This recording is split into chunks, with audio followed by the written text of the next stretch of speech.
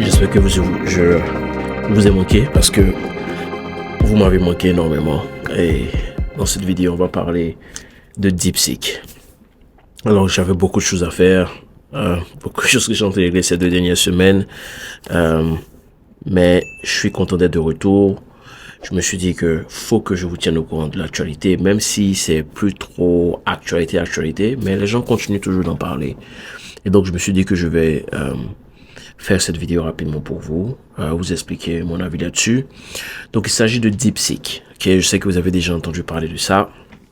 Partout sur les réseaux, on dit « Oh, c'est la dernière techno en marche qui est en train de faire trembler les géants américains. » Et oui, on a pu le constater un peu au niveau des stocks de Nvidia. Les stocks de Nvidia ont pris un coup et tout. Donc les gens ont commencé à paniquer. Oh, la Chine est en train de prendre le dessus, etc. Mais on va parler de tout ça dans cette vidéo. Donc on va voir c'est quoi DeepSeek. On va voir son avantage par rapport à OpenAI et Cloud, par exemple. Et ensuite, on va parler de mon avis là-dessus rapidement. Ok? Déjà, c'est quoi DeepSeek? Bon, DeepSeek, comme vous pouvez le voir sur le site de BBC, c'est une startup d'intelligence artificielle chinoise. Ok, donc récemment ils ont fait tomber un peu les charts au niveau des stocks des entreprises américaines. En gros, ils sont venus avec un modèle qui fait un peu ce que OpenAI fait. Un modèle, je pense que OpenAI ils ont un modèle O3 mini qui fait ce qu'on appelle du reasoning.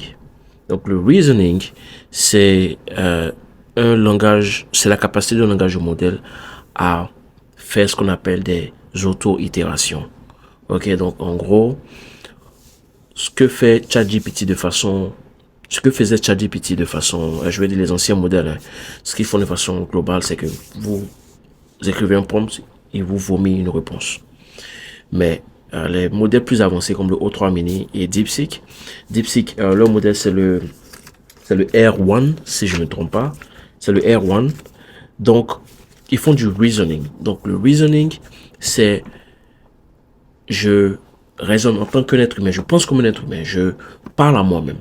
Et en parlant à moi-même, j'énumère des théories, j'énumère des hypothèses et je choisis la plus intéressante pour aller avec comme réponse. Donc, c'est ce que ces derniers modèles d'intelligence artificielle font. Donc, vous avez le O1 de OpenAI, justement, qui avait commencé à faire du reasoning à la fin de l'année dernière. Donc le R1 de DeepSeek, c'est un modèle qui fait du raisonnement. Et DeepSeek a dit ce qui est intéressant, ils disent qu'ils ont été capables de faire ça de façon extrêmement moins chère. Et donc, leurs chercheurs ont dit que ça a coûté juste 6 millions de dollars pour entraîner une fraction pour entraîner leur modèle. Quand on compare à ce que OpenAI a fait, OpenAI disent qu'ils ont dépensé plus de 100 millions de dollars pour entraîner leur dernier modèle O1, le GPT-4. Et vous voyez à quel point ça a paniqué le marché parce que les gens se sont dit que s'ils ont réussi à faire ça à 6 millions de dollars, à une fraction de ce que OpenAI a dépensé, ça veut dire que c'est quelque chose de gros qui est là. Et beaucoup de gens ont commencé à vraiment paniquer, surtout au niveau des stocks de Nvidia, parce que le fondeur de DeepSeek, comme vous pouvez le voir toujours sur l'article, hein, dit qu'il a construit un centre basé sur les Nvidia A100, A100, ok, et c'est l'une des puces les moins chères de Nvidia. Donc vous vous imaginez un peu, OpenAI vient avec ces grosses puces, ces puces très très chères que Nvidia leur vend bien sûr. Donc Nvidia se fait beaucoup plus d'argent. Et OpenAI dépense plus d'argent pour pouvoir entraîner leur modèle. Et voilà DeepSeek qui vient qui dit non, nous on prend des puces moins chères là. Et nous, on va utiliser moins de mémoire que nos rivaux, on va dépenser moins d'argent que nos rivaux pour avancer sur le marché, pour faire entrer sur le marché. Et ça a réussi, les gars. Je vais pas vous mentir, ça a réussi. Parce que ça a créé un buzz sur les réseaux. Tout le monde a commencé à parler de, oh, oubliez GPT, oubliez ça. On parle maintenant de DeepSeek et DeepSeek. Et si vous partez sur livebench.ai, c'est un site de benchmark qui permet de tester les langages de modèles sur différents sujets, différents domaines comme les maths, le code, l'analyse de données, etc., etc.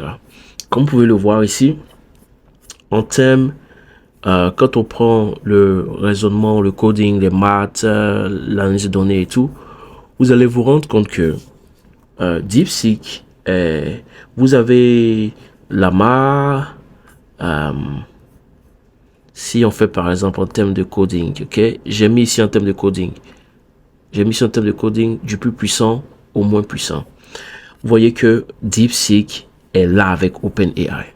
Je ne sais pas si vous pouvez voir, je peux zoomer même pour vous.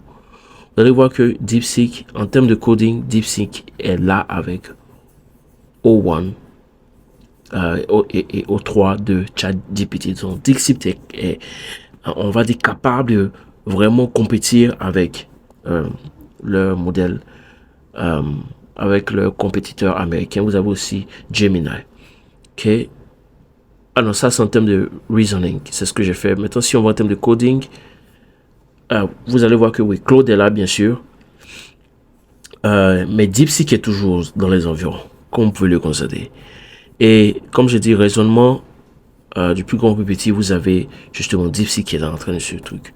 Donc DeepSeek est vraiment, d'après ce qu'ils disent, incapable de pouvoir compétir avec OpenAI et Claude sur tout ce qui est raisonnement et tout ce qui est coding.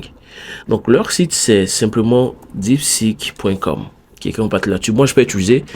Ah, mais j'ai essayé d'utiliser, mais je vais pas vous mentir.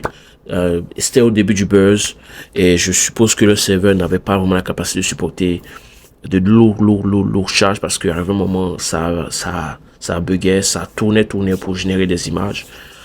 Donc, je pense qu'ils ont peut-être amélioré. Vous avez la possibilité de commencer maintenant ou d'avoir leur app. Et donc, ils ont fait sortir leur dernière version, c'est la version 3. C'est la version 3. Justement, c'est la version 3. Donc, ils avaient la version 1, la version 2. Donc, ils ont fait sortir la version 3. OK. Avec les paramètres de 671 B. Donc, vous pouvez aller vous-même tester par vous-même. Cliquez sur Start Now et puis vous pouvez discuter. La même chose que vous faites avec ChatGPT. Ça dépend de vous. Donc, on va dire que c'est un peu l'avantage qu'ils ont par rapport à l'intelligence, par rapport à leurs compétiteurs américains. C'est-à-dire, c'est le fait qu'ils soient moins chers. Moi, je pense pas qu'ils font mieux que truc. Là où ils ont fait la différence, c'est le côté, ils sont moins chers que les autres. Et donc, on va venir à mon opinion rapidement. Moi, ce que je pense personnellement de cette histoire, c'est que, ouais, on parle de DeepSeek et j'ai fait même un post là-dessus.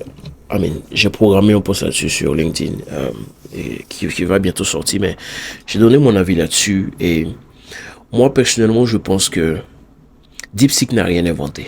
Ok? DeepSeek n'a rien inventé. L'intelligence artificielle est sortie depuis 2022 avec ChatGPT.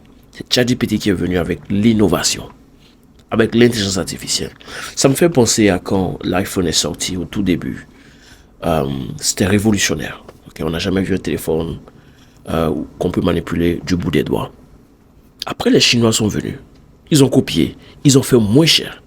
Ok, ils ont essayé de matcher un peu la qualité avec les Huawei et tout. Ok, il y a même Samsung qui est venu avec son truc, et puis Android. Mais ça n'empêche toujours pas de faire de Apple l'une des compagnies les plus valuables, les plus puissantes au monde. Pour ne pas dire la plus puissante au monde. Je pense qu'elle a été la première compagnie à dépasser le trillion de dollars en termes de valeur. Ça ne les a pas empêchés de vraiment dominer le marché. Oui, les Chinois sont venus offrir une alternative. Parce que c'est la compétition, ce qui est intéressant. Mais les Chinois n'ont rien inventé du tout. Et au final, rien ne bat l'innovation. Vous allez avoir des compétiteurs qui vont venir copier tout, ce qui fait partie du jeu, ce qui améliore la compétition et la créativité également, et le progrès surtout. Mais aujourd'hui, on parle de ChatGPT, on pense à AI. Aujourd'hui, quand on pense IA, on pense ChatGPT automatiquement. Combien d'entre vous, combien de personnes pensez-vous ont DeepSeek à la tête, à l'esprit quand on parle de AI, quand on parle de IA? C'est la même chose pour Google. Bing est sorti comme moteur de recherche. Mais aujourd'hui, Google fait partie de notre dictionnaire. Quand on dit faut Google ça, Google est devenu un verbe ici aux États-Unis, en anglophonie, même en francophonie. Malgré les compétiteurs. Ok? Tu vas au restaurant pour Coca-Cola. Tu demandes à Coca-Cola. Tu dis, ah, tu veux un Coca-Cola. On te dit non, c'est Pepsi qui est là. Tu dis, ah oui, c'est ça que je veux. Aujourd'hui, même pour qualifier Pepsi, même pour parler de Pepsi, on dit Coke ou Coca-Cola. Pour vous montrer l'importance de l'innovation. Rien ne bat l'innovation. Absolument rien. Et ce qui fait que ChatGPT aujourd'hui est ancré dans la plupart des esprits. Et donc DeepSeek n'a rien inventé. DeepSeek ne va rien renverser du tout. Les Chinois ne vont pas prendre de dessus ou quoi que ce soit. S'ils étaient venus en premier avec l'intelligence artificielle et tout, ça allait être notre histoire. Mais c'est pas le cas. Les États-Unis sont toujours les leaders dans la tech. Les Chinois viennent avec une alternative moins chère. Mais ça n'empêche pas le monde entier de se tourner vers. Je prends encore l'exemple de l'iPhone. C'est plus cher que les alternatives chinoises. Mais pourquoi les gens vont acheter? Parce qu'il y a le branding, la sécurité, le design. C'est tout ça qu'on regarde. Vous comprenez? Et donc, moi, c'est mon avis personnel. Je suis un fan de la compétition. DeepSeek peut sortir. DeepSeek peut faire tout ce qu'ils veulent. Je vais tester. J'ai testé. N'hésitez pas à tester également. Mais au final, moi, ce que je vous conseille de faire, c'est, avec tous ces outils qui sortent là, il y a des nouvelles qui sortent chaque jour. Ne vous dispersez pas, les gars.